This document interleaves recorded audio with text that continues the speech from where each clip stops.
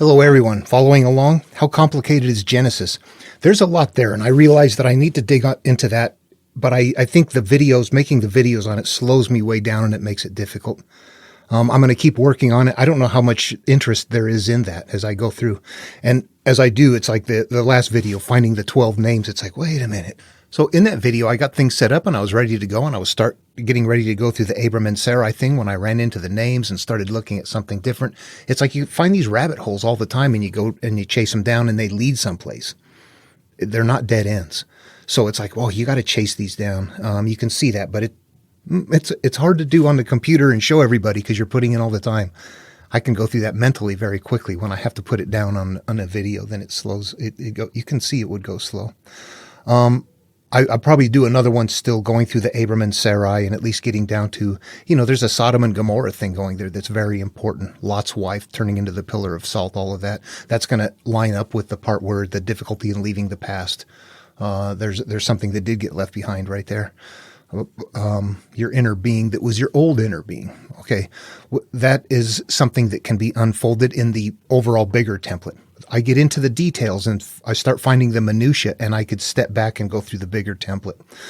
What I want to do, though, I think that because I realize it is so complicated to go through it in Genesis, they've got it buried so deep, there are places that are much easier to see the template where I want to go first. This is a complete template. This is the entire monomyth template where it starts off with somebody's isolated out. There's a calling, there's gathering up the things along the way. It goes through the entire adventure. What I've done is I've just ordered this book. It is the Voyage of Argo. This is the one from Apollonius of Rhodes from Penguin Classics. I just ordered it from Amazon. It was like 12 or 13 bucks or something like that. I have all of the material I have. I don't have a copy of this right here. I've got the Iliad, I've got the Odyssey, I've got bunches of examples of stuff like here, but not the complete book. So I just wanted to go ahead and do that. And of course I have reasons for that. This is the Iliad and the Odyssey. They're huge adventures. It'll work here too. How much time do we have?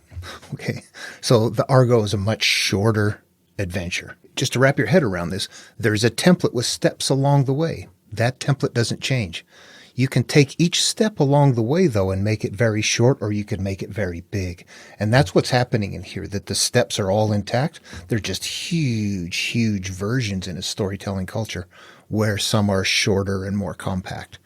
And that the steps are just a little bit shorter. I keep referencing it. There are three of these from antiquity, or three different versions. The original version had it leaving an island of stinky women. This one's going to be leaving the island of Amazons. But those are things that I look at to show me what they're doing with the analogs. Somebody wrote it on the template. Somebody else changed it because they wanted it to sound different, but they left it on the template. And somebody else had one island of old gods. Somebody else wanted something different, and they left it on the template. So those are always good things to have from antiquity. I find a lot of it in Jesus' work, a lot of parallels with, the one fish or the one sheep or something like that. There's different things that sound very similar. And I call them Rosetta Stones because they're all teaching the same inner spiritual lesson using different analogous verbiage for a different audience. So once you realize that, you can start making the comparisons and see each one of them, despite sounding different on the outside, are holding an identical concept. And once you find that concept, you know what's hidden in there. The concept in there, the island of stinky women, the island of the Amazons, or the island of the old gods. In all three cases on the template, what they're representing as far as us being on a spiritual path, they all are representing the idea of difficulty in leaving the past behind, that it wants to come after you. The old, the stinky women represents inner qualities that are not good, that are not pure. The Amazons represent strong qualities that are in the hierarchy of the inner being. That's why they're female. They're strong and they don't want you to leave. This is difficulty in leaving the past. Island of old gods. They're not women now. Now it represents my earlier life when I was not awake and not aware and not paying attention to things. And I was just living my life based on everything that was happening out there in the physical world. That is how I lived my life. And those were my gods at that time. Now I'm trying to leave that behind and move on to something different. In the Old God version, you clearly see Hercules try to bring something from the past, and that's what creates the conditions for the past to come after them. That's all three of them represent, and conceptually, the difficulty in leaving your past when you're on a healing path. When you're getting, these are going to be right up front too. We're going to see that when we get to Exodus with Moses and Pharaoh, right? Can't leave, wants to leave. Pharaoh finally at some point tells him he can, goes, and then chases after him. So we're going to see those elements in the beginning of the story like that. That's what I mean by conceptual and the Rosetta Stone type way. We can look at them and understand what they're doing. Then when you have other verses that you don't have Rosetta Stones for, you know what they're doing. So those are good things to have actually from antiquity when there's different versions that come through. Anyway, this is the one I'm going to be doing. What I'm going to do is read through it, locate the template and identify it in there, and then make direct side-by-side comparisons between this and Exodus, from Jason and the voyage of Argo to Moses and the escape from Egypt, that they are the same template. And that'll become evident. And here's a heads up to anybody that doesn't follow my work. The monomyth is not simply a story structure. The monomyth has a basis. The monomyth is based on the life of a human, how we come about, how we live life, how we experience life, how we turn in and heal ourselves, how we find inner peace. And when I interpret the template, I'm going to be doing that right there.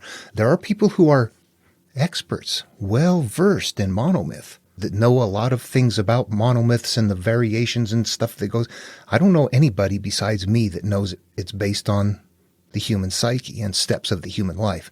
So whatever you hear from other people, and if you're somebody that's like, oh, I know what the monomyth is already, but you haven't heard what I'm talking about, I've got something different going on, and that is that the monomyth is actually a structure, a story structure that is held on how we heal ourselves.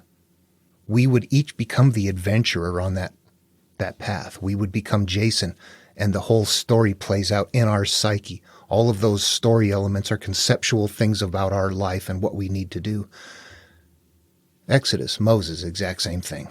And that's how I'm going to be approaching it as I interpret it. All right. I just wanted to say that. That's an announcement coming up. That's what I plan on doing. And I wanted to say that because if anybody wants to get the book and we can kind of work it together, it's a paperback. I haven't read it before. I think it'll be all right. And I plan on using it as kind of a class. I think we all probably have copies of Exodus at home. So I've got numerous ones, and we can get that easy enough.